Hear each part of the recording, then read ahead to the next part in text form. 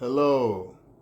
Welcome to another great episode of The Good Word with yours truly, Mr. Frederick. All right, guys. Hope everyone's doing great out there today. Have another great episode for you. Let's see what we have. All right, guys. We're going to talk about today be mindful. Be mindful of your energy. Okay. Be mindful where your energy goes. Be mindful where your energy goes. Okay, guys, I'm going to get right into it. All right. So, first of all, you have to understand that your energy is very valuable. You have to see the value in your energy first. You have to see the value in your time. You have to remember who you are. You have to, once you remember who you are and what you're all about and how valuable your energy and your time is, you will value it where it goes naturally. It should flow that natural. Now, obviously, it doesn't. And that's why I'm doing this video, because a lot of us sometimes we can get consumed with things that just really don't even matter. That's not pouring into us, the things that just aren't producing any good results. Old patterns that are bad, old timelines, loops that just didn't produce any fruits. Okay, so you have to be mindful before anyone else is of your energy. It's very important, family, because you will be drained and you will be distracted and you will veer off the road if you don't. Okay, so let's get right into it, family. The first thing I want to talk about is, or the second thing rather, is don't fight for those who don't fight for you. Understand, a lot of times, those loving, empathetic people, you can get mixed up individuals that don't fight for you. You know, they don't put in any effort in a relationship. They don't put in any sort of care, concern, and they leave it all up to you. And the next thing you know, you're looking to do all the work. Matter of fact, you're volunteering to do all the work. You're volunteering to do everything. And still not enough. Still end up drained, still end up being depleted and talked about as if you were insignificant and you didn't contribute anything. Why? Because in the nature of the relationships, if you're doing all the work, you're the first one who's probably not going to be appreciated, because the other person's going to say, hey, why is this person doing all this work? Were they desperate? You know, what's going on? They don't have anywhere else to put their time and energy. There you go. That's just human natural behavior. That's what happens when you overcompensate for individuals who don't deserve it. Relationship needs to be 50-50 as possible. Remember that, family. So yeah, don't fight for individuals who don't fight for you. If they're not fighting for the relationship, if they're not putting forth effort to come correct, which they know how to do with everybody else but you, you don't do it. You know, and you need to reestablish some boundaries and reevaluate how much energy you're putting into it, because your energy is not this endless pit, family. It's not this endless well, rather, of resources. No, you have a certain amount of energy when you wake up in the morning, and by the time you go to bed, by the time you get tired, you've spent it on something. So evaluate where you're spending it. And if someone's not willing to fight for you, they're not willing to take up for you, they're not willing to put effort into being around you and showing how special you are, it says a lot about how you feel about yourself if you still want to be around that person. If you still want to be around that person and you see you have put in effort, you have put in, you know, you've done all the work, okay, and this person has done nothing, and you still want that, what does that say, family? You need to do some work, okay, on yourself. All right, so next we're going to go into, which I always talk about, guys, is know your why. Know why. And that's kind of tied into remembering who you are. Know what you're all about, what you're trying to accomplish while you're here. As long as you're focused and you don't get diverted on why you're here and what you're trying to accomplish, what's your God purpose? Forget all the other things that are going to feed your ego, that are going to maybe please others around you. When you go to bed at night and you're alone by yourself, are you happy with what you're doing, what you accomplished that day? Were you satisfied ultimately? Not did you satisfy someone else? Were you satisfied? And only you can answer that, family. Only you. Okay? Let's see. And what else we have here? Show up daily, family. Show up daily. Yeah, you're going to get tired. You're going to feel depleted at times, and that's why you got to watch where you're putting your energy. You don't have an infinite well of energy. No, you don't. It's limited. And when you do get tired, that's why you got to remember your why. That's why you got to remember who you are, so you can show up daily. It doesn't count when you waste energy, you waste time, you just lounge around for no reason. Maybe you're feeling a little down. Well, you know what's going to get you out of that down feeling? Getting up and moving. It doesn't matter what's going to make you move. It doesn't matter where you're going. Just get up and move. God will direct you. But do not spend an insurmountable time on nothing. Just nothingness. You know, a lot of times we get tired and we just waste time. And before you know it, we wasted a bunch of time when we could have been moving. We would have fell into something. It's no such thing as luck, family. It's just preparation meets opportunity. So you have to be prepared, which is getting up and getting out, and then the opportunity will present itself. But those two things have to, if you never get out, if you never try, if you never put forth the effort, it won't happen. So you have to show up daily. It doesn't matter if you're tired. You still show up. You know, it takes me back to the old saying in sports, the best ability is availability. You could be a great player. I don't care how great you are, okay? But if you're always hurt, always on the IR, injured reserve list, you're always showing up not available, eventually you're going to get cut. Eventually, a player who might not have as big as upside as you will definitely replace you because they are there. So you got to remember that showing up is a huge part of everything, because that builds confidence in yourself and in others in you. It builds reliability. It builds trust. The fact that you will show up no matter what, hell or hot water, you know, rain, sleet, or snow, you're going to show up for you. And that shows how you feel about yourself. The more you show up for yourself, the better you feel about yourself, family. And that's just the way it works. Because when you take those days off and when you lounge around, whatever you're feeling down and you can't find your way to get out of that, that's saying something. You know, because that's like a snowball. Every day you waste, it's going to perpetuate itself. And it's going to be like, it's going to be harder to get out of that mud. But when you just chip a little bit, that's when you see yourself get up. So remember that, family. Show up daily. Okay, the next one I want to go into is people's opinion. People's opinion, family. It's always going to be someone that has something to say about what you're doing, what you're not doing. You're not enough. You're not enough. People's opinion. Okay, what does it matter? Everyone thinks something, and it changes. It's your opinion that matters. It matters when you start to say, I can't. Okay, when you start to say my energy is not valuable.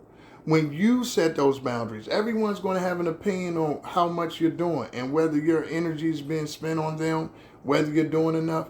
But if you feel depleted, family, by putting yourself in a place or around someone continuously, getting nothing back, you're drained, they feel great, they're happy, they're like, hey, yeah, I like it, hey, I'm good, let's hang out. They're calling you and you're like, you don't even want to answer the phone. Why? Because they're getting all of the benefits of the relationship. They're getting all of the yeses. They're getting all of the accommodations. You're getting nothing. You're getting nothing, the bare minimum. Usually things might go their way. You know, that's stuff that drains you, family. So you want to have healthy people that are going to provide a healthy, safe environment for you to be around, where your opinion is shared and actually believed or valued, okay? And some things you want to do can come about, okay? Your thoughts are respected, okay? Your vision, your view of life is reciprocated. You don't want to be around someone who's questioning you, giving you courtroom energy all the time. Everything you say, they got a rebuttal. They got to sit back. You just talking general conversation. Well, you know, everyone knows that. Come on now. Everyone knows that. Oh, what is that about? You know, that confrontational family, a lot of times that's spiritual. Okay, when you're around people like that, And it's a Chinese water torture. It's a drip, drip, drop, drop, drop. And it's not all at once. If you're not very careful, what happens is you spend your time and energy around these people that practice this. They deplete you over time because you're constantly trying to defend yourself. You're constantly on the defense. This is purely spiritual, family. You know, the old scripture always says, don't cast your pearls among swine. I always quote. Don't. Because simply you only have a certain amount of pearls. And when they're all gone, they're gone. So someone's going to trample on them, okay, and not appreciate them, doesn't deserve that. So people and things and places, this is all about. Places you go where you're just wasting time, no one's doing nothing productive. Of course, we have our downtime and our free time. But even in places like that have a negative, dark energy in there. Why are you going there? Chances are something might happen bad. What are you putting yourself in there? What are you taking a gamble for? It's not even worth it. Why are you going to that place where you know nothing good happens after 6 o'clock? Forget 12 o'clock. Nothing good happens after 6. You need to stay home, family. Seriously, come on now. We're grown, okay? But yeah, people's opinion is going to vary, and some people are going to gaslight you, especially if they on that dark triad, a personality type. They're going to say you're the one who's not doing anything, you're the bad one, they're good. They can't take accountability. All those types of individuals, family, don't waste your time with them. It's going to be a big ball of nothing at the end of the day. And again, some people are stuck in that loop where that's what they're comfortable with, because they're getting all of the benefits, spending no energy, no time. They're wearing you down with their negativity, because certain types of individuals feel better by finding a high quality person and putting them down. That literally makes their sick mind feel better.